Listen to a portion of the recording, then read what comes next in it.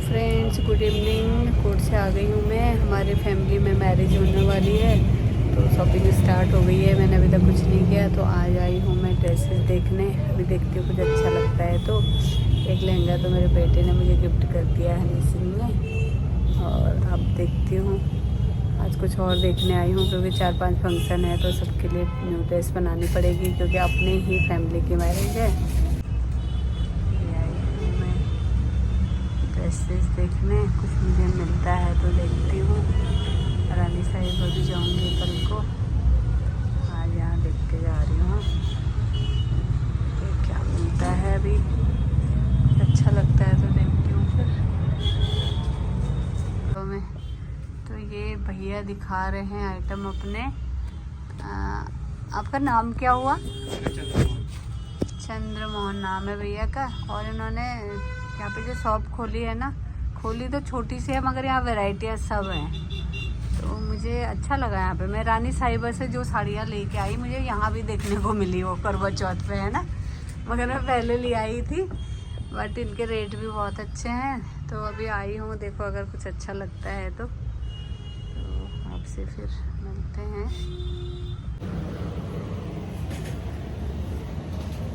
तो दोस्तों गई थी शॉपिंग करने, अभी कुछ पसंद आया नहीं मुझे तो अब कल या परसों में जाऊंगी, रानी साहिबा जाऊंगी और संगम में जाऊंगी, जहाँ भी अच्छा लगेगा वहाँ से ड्रेसेस देखती हूँ। पसंद आ गई तो ठीक है, वरना देहरादून से देखूंगी फिर। और अब आ गई मैं अपने ऑफिस में, अभी क्लाइंट आने वाले हैं और फिर देखते हैं क्या प्रॉब्लम है। तो आप लोगों से मिलती रहूँगी, ऐसे ब्लॉगिंग करती रहूँगी और लीगल एडवाइस भी देती रहूँगी। बहुत टाइम हो गया है मैंने आप लोगों से लीगल एडवाइस आप लोगों को दी नहीं है क्योंकि मुझे फुर्सत नहीं हो पा रही थी बैठने की।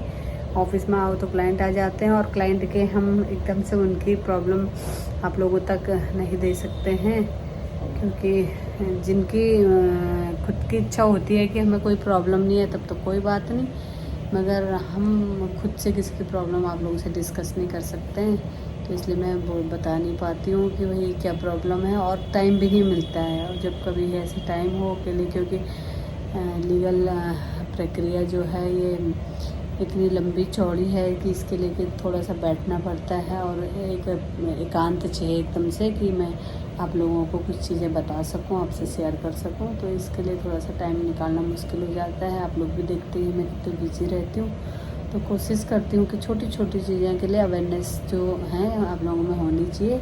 आप अवेयर होनी चाहिए कि दुनिया में क्या हो रहा है, क्या नहीं हो रहा है, कैसी कैसी चीज़ें संभल रही हैं, कैसे कैसे बिगड़ रही हैं।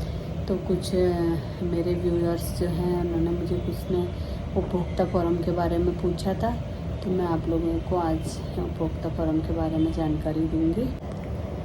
तो दोस्तों मैं कंज्यूमर कोर्ट के बारे में आपको जानकारी दूंगी। मेरे क्लाइंट आए थे तो उनका कहना ये है कि उन्होंने किसी शॉप से एक सोफ़ा सेट ख़रीदा था और उनको 1,24,000 का सोफ़ा पड़ा, बड़ा कॉस्टली सोफ़ा था।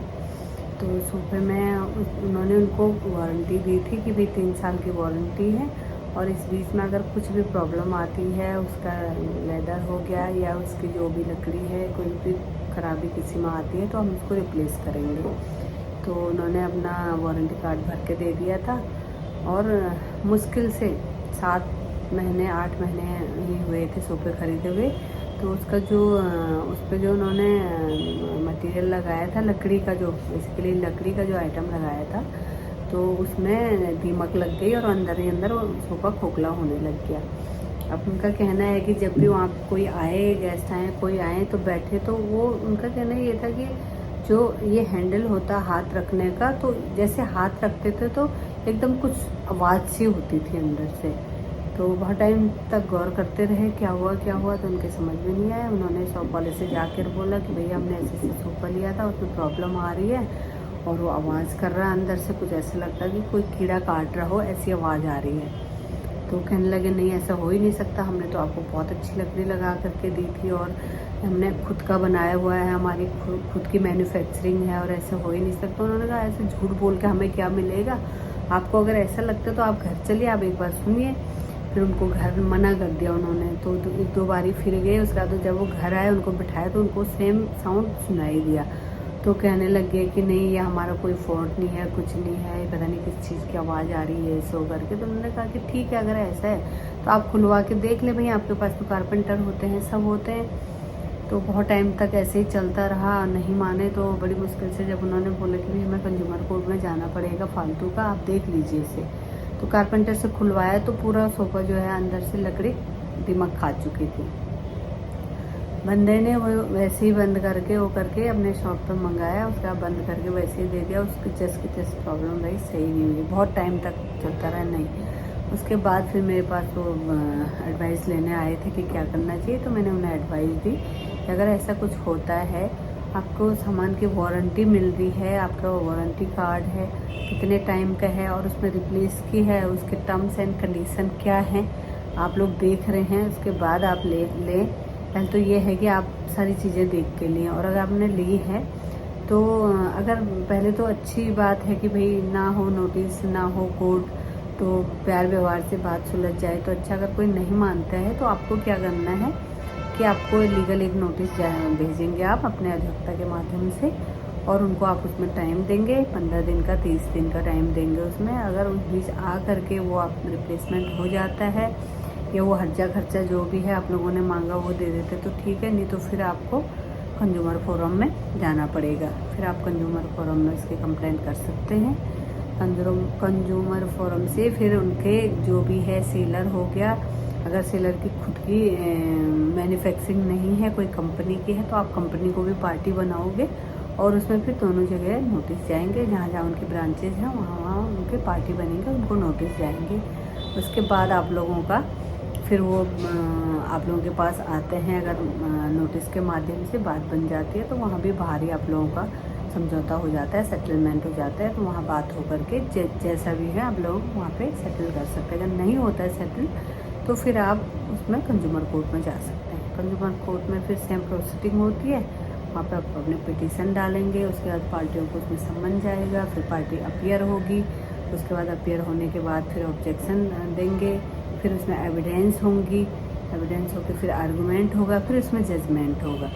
और सेम प्रोसीडिंग एनआई एक्ट का भी मैंने बताया था 138 का, उसमें भी यही है और इसमें भी यही है कि आप लास्ट तक भी आप लोगों का सेटलमेंट या कॉम्प्रोमाइज़ हो सकता है केस लड़ते लड़ते भी। अगर बीच में भी कोई आए कॉम्प्रोमाइज़ के लिए तो हो सकता है, स्टार्टिंग में आए, मिड में आए, फाइनल में आए, तो इसमें कॉम्प्रोमाइज़ होने की 100% संभावनाएं होती हैं। तो आप लोगों का कॉम्प्रोमाइज़ हो सकता है। नहीं होता है तो उसके बाद कोर्ट डिसाइड करेगी, जहाँ आर्गूमेंट हो गया, जजमेंट हो गया, तो कोर्ट का जजमेंट हो गया। कोर्ट जिस ढंग से डिसाइड करना चाहे कोर्ट उसको डिसाइड करके दे देगी। कोर्ट को जो लगेगा कि भाई हाँ इनका इतना नुकसान हुआ है, इन्हें क्या जाना देना है, रिप्लेसमेंट देना है, पैसा देना है, जो देना है, तो कोर्ट उसमें ऑर्डर करेगी।